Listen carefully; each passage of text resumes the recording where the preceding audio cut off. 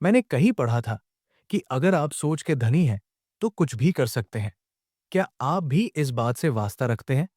क्या आपको लगता है कि अगर हम अपना सोच सही कर ले तो शायद कुछ अच्छा हो जाएगा?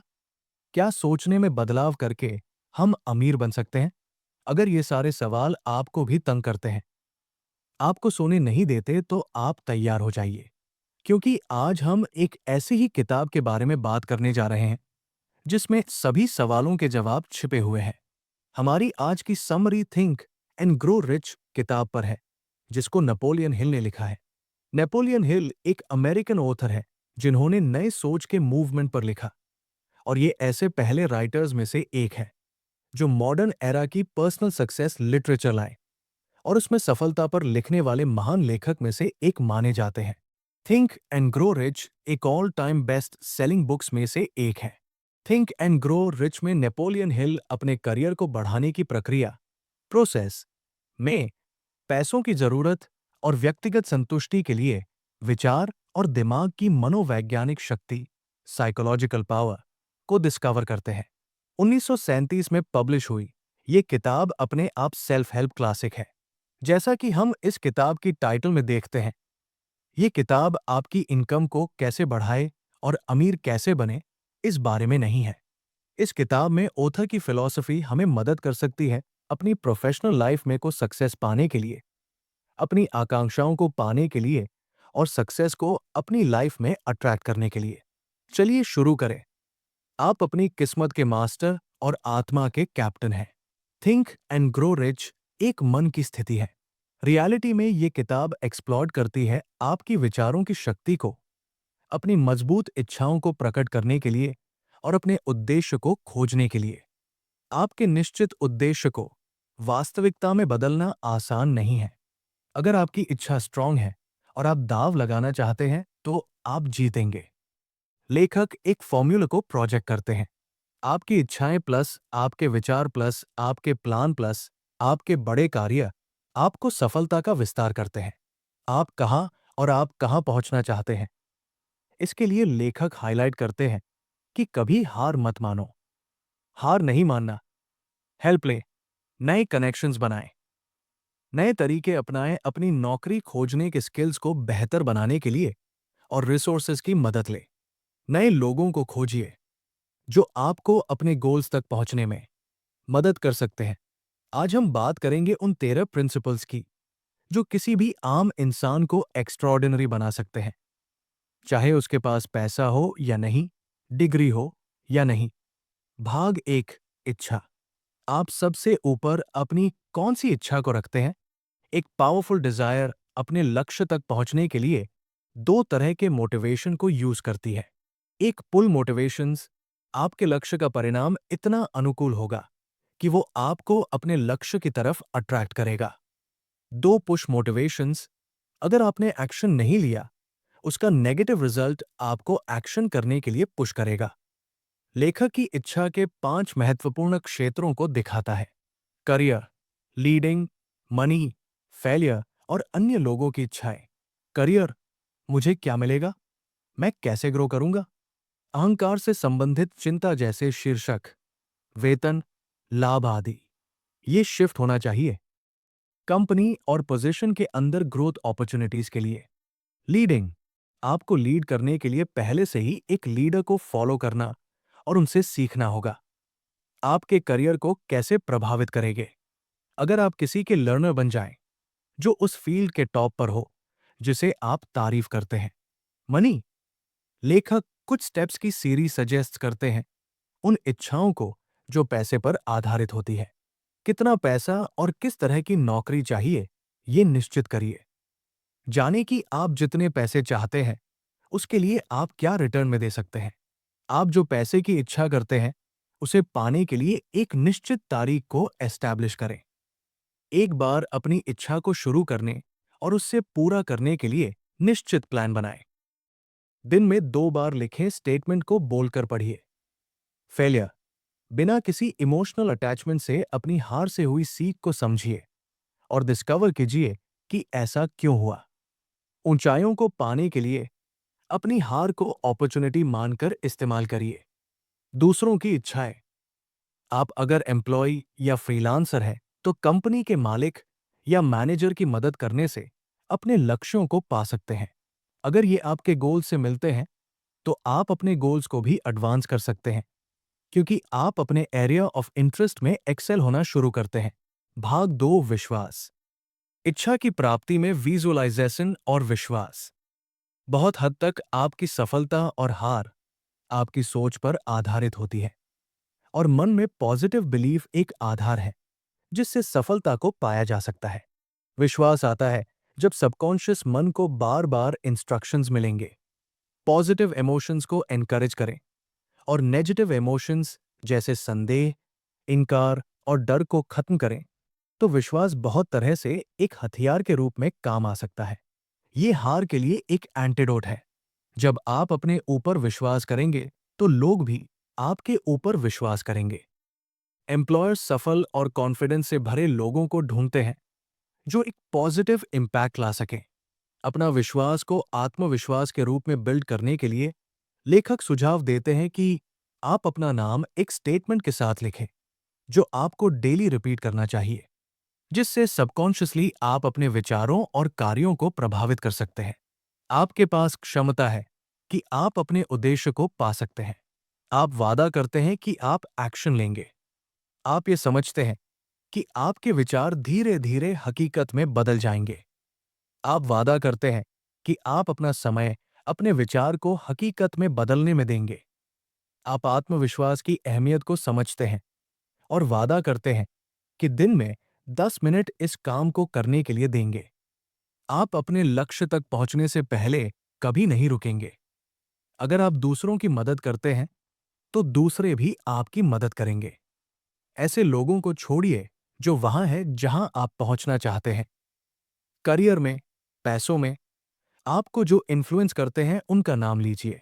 अपने विश्वास को बनाने के लिए उनके अनुभव को याद रखिए और आपने आपको याद दिलाए कि आपकी इच्छाओं को पाना संभव है।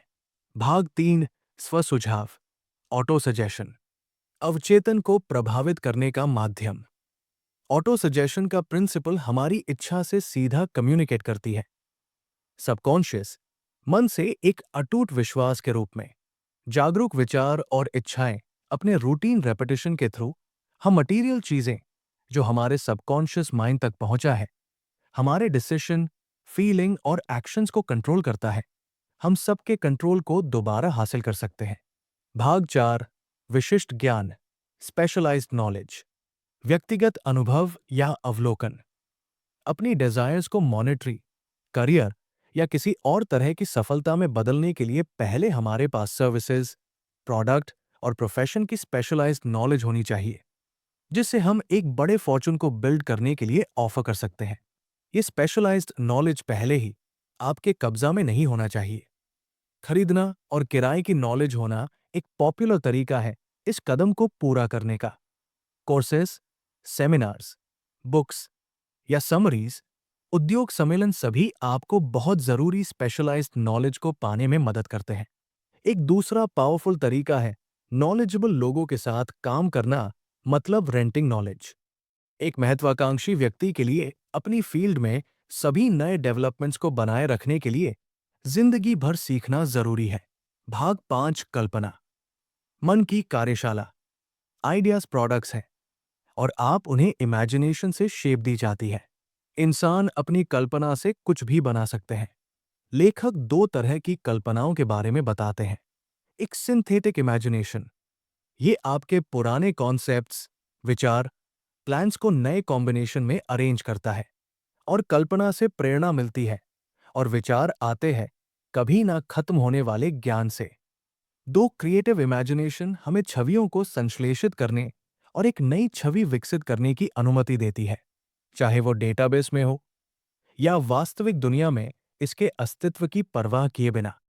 अगर आप अपनी कल्पना का अच्छा इस्तेमाल करना चाहते हैं, अपने बड़े गोल को पाने के लिए आइडियाज की लिस्ट बनाएं जो आपको इंस्पायर भी करें और आपके टैलेंट्स को अच्छे से इस्तेमाल करें। भाग 6, संगठित योजना, कार्रवाई में इच्छा का क्रिस्टलाइजेशन। सिर्फ अपनी सुरक्षा के बारे में सोचना जवाब नहीं है। हर एक उपलब्धि, अचीवमेंट आती है मजबूत इच्छा, कल्पना से हकीकत में काम करने और एक ऑर्गेनाइज्ड प्लान के बाद। कोई भी प्लान परफेक्ट नहीं है। जब आप अपने प्लान को इम्प्लीमेंट करते हैं तो आपको एक टेम्पररी हार का अनुभव होता है। सबसे अच्छा तरीका है कि आप उसे अपना लें, एक सिग्नल के रूप में, क्योंकि आपकी प्लानिंग सही नहीं है। प्लान को फिर से बनाएं। अपनी पिछली असफलताओं की नॉलेज के साथ अपने गोल का पीछा करते रहें। अपने लक्ष्यों तक पहुंचने से पहले हार मत मानिए, क्योंकि हार मानने वालों को अपने लॉन्ग टर्म प्लान्स को पूरा होते देखने का मौका नहीं मिलता। भाग 7 फैसला विलंब की महारत। जो लोग सफलता पाने में हार जाते हैं, बिना एक्सेप्शन के अपने फैसलों पर बहुत धीरे धीरे पहुंचते हैं और अपना मन को बहुत जल्दी और बार बार बदलते हैं। सफल लोग तुरंत निश्चित रूप से फैसलों पर पहुंचते हैं और अपने मन को धीरे बदलते हैं। उन्हें पता है कि उन्हें क्या चाहिए और वो उससे पा भी लेते हैं। फैसलों की शुरुआत में हमेशा साहस की जरूरत होती है। फैसलों का अपोजिट है टालमटोल, जो एक कॉमन एनिमी है जिसे हर एक इंसान को रियलिटी में जीतना है। भाग 8 निश्चित विश्वास को प्रेरित करने के लिए आवश्यक निरंतर प्रयास। एक बड़ा कारण असफलता का है दृढ़ता की कमी। इसे जीता जा सकता है, पर यह निर्भर करता है पूरी तरह आपकी इच्छा पर। कमजोर इच्छा कमजोर परिणाम लाते हैं। दृढ़ता का आधार पावर ऑफ विल है और ये और भी दूसरे कारणों से प्रभावित होती है। आलोचना का डर हो तो कोई अपनी दृढ़ता को कैसे विकसित करे? लेखक 4 स्टेप्स में सुझाव देते हैं। एक एक निश्चित डेफिनेट लक्ष्य को विकसित करें, जिसके पीछे एक गंभीर इच्छा होनी चाहिए। 2 एक निश्चित योजना को बनाएं जो निरंतर कार्रवाई को एक्सप्रेस करता है। 3 सभी नकारात्मक, नेगेटिव और हतोत्साहित, डिस्करेजिंग करने वाले प्रभावों को दूर रखें। 4 उन लोगों के लिए जवाब दे अकाउंटेबल रहे जो आपको अपने प्लान और उद्देश्य पर्पस को फॉलो करने के लिए प्रोत्साहित एनकरेज करेंगे। भाग 9 मास्टरमाइंड की शक्ति, चलाने का बल। आप मास्टरमाइंड तब है जब आपके पास लोगों की टीम है जिनके काम आपके प्लान को चलाना और आपकी सफलता में मदद करना। आपकी टीम में कौन होगा और आने वाले 30 दिनों में ये आप कैसे बनाएंगे? मास्टरमाइंड की शक्ति के बिना कोई भी महान शक्ति और सफलता को नहीं पा सकता। मास्टरमाइंड का लक्ष्य होता है निश्चित प्लान के साथ नॉलेज को पाव में कन्वर्ट करें और फिर प्लान्स को एक्शन में बदलना। भाग 10 अवचेतन मन, जोड़ने वाली कड़ी। इंसान की नीयत और कभी न खत्म होने वाली बुद्धि का एक मेल है। Subconscious mind. सबकॉन्शियस माइंड एक माध्यम के रूप में काम आता है आपकी डिजायर्स और उनके फिजिकल और मॉनेटरी चीजों में बदलने के लिए। आपका नजरअंदाज का रिजल्ट होगा कि जो विचार आप तक पहुंचेंगे वो खत्म हो जाएंगे अगर आप अपनी डिजायर्स को प्लान करने में फेल रहें। रचनात्मक अवसर को खराब करने के लिए आपके अवचेतन मन में सिर्फ एक नकारात्मक भावना आपके कॉन्शियस माइंड में होना काफी है। 7 बड़े नकारात्मक भावनाओं से बचें, जैसे डर, ईर्ष्या, नफरत, बदला, लालच, अंधविश्वास, गुस्सा। एंड में आपका मन पूरी तरह से पॉजिटिव इमोशन से हावी हो जाएगा ताकि नेगेटिव इमोशंस अंदर ना आ सके। भाग 11 मस्तिष्क। विचार एक प्रसारण और प्राप्त करने वाला स्टेशन है। हर इंसान का दिमागी सोच वाइब्रेशन को ब्रॉडकास्ट और रिसीव करने का स्टेशन है। सबकॉन्शियस माइंड देने का स्टेशन है जिससे कि ब्रॉडकास्ट होती है। क्रिएटिव इमेजिनेशन एक रिसीविंग सेट है जिससे सोच की वाइब्रेशन को एटमॉस्फेयर से लिया जाता है। जब वाइब्रेशन ऊंचाई पर आती है तब सोच की वाइब्रेशन में मन उससे और ज्यादा रिसीव करता है। काफी तेज रेट की वाइब्रेशंस सिर्फ ऐसी तरंगे हैं जो एटमॉस्फेयर से ली जाती है और चलती है एक दिमाग से दूसरे दिमाग तक। भाग 12 छठी इंद्रिय, 6 एथ सेंस। जब आपका मन शंकित और डरता है तो 6 एथ सेंस कभी काम नहीं करती। ये सब आपस में संबंधित रिलेट करते हैं। इससे संदेह पैदा होता है और जिसका अंतिम परिणाम होता है आप जानकर ऐसे लोगों की कंपनी ढूंढें जो आपको सकारात्मक, पॉजिटिव सोचने और काम करने में मुख्य प्रभाव डालते हैं। अपने विचारों पर नियंत्रण करने के लिए अपनी इच्छा शक्ति, विल पावर का उपयोग करिए और अपने अवचेतन मन, सबकॉन्शियस माइंड को प्रभावित, इन्फ्लुएंस करिए। डर एक स्टेट ऑफ माइंड है। ये नियंत्रण, कंट्रोल और दिशा डिपेंड पर निर्भर है। सिक्स्थ सेंस ये एक हायर फैकल्टी है जो तभी एक्टिवेट होती है जब बाकी 12 प्रिंसिपल्स मास्टर्ड हों। ये एक इनर वॉइस होती है जो सही समय पर गाइड करती है। अगर आप इस वीडियो को यहां तक देख चुके हैं तो आप एवरेज नहीं हैं।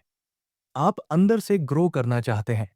ये 12 प्रिंसिपल्स सिर्फ पढ़ने या सुनने के लिए नहीं है, इन्हें जीना है। 30 दिन तक सिर्फ एक प्रिंसिपल पर काम करो, जिंदगी बदल जाएगी। Think big, feel it, act daily, never quit.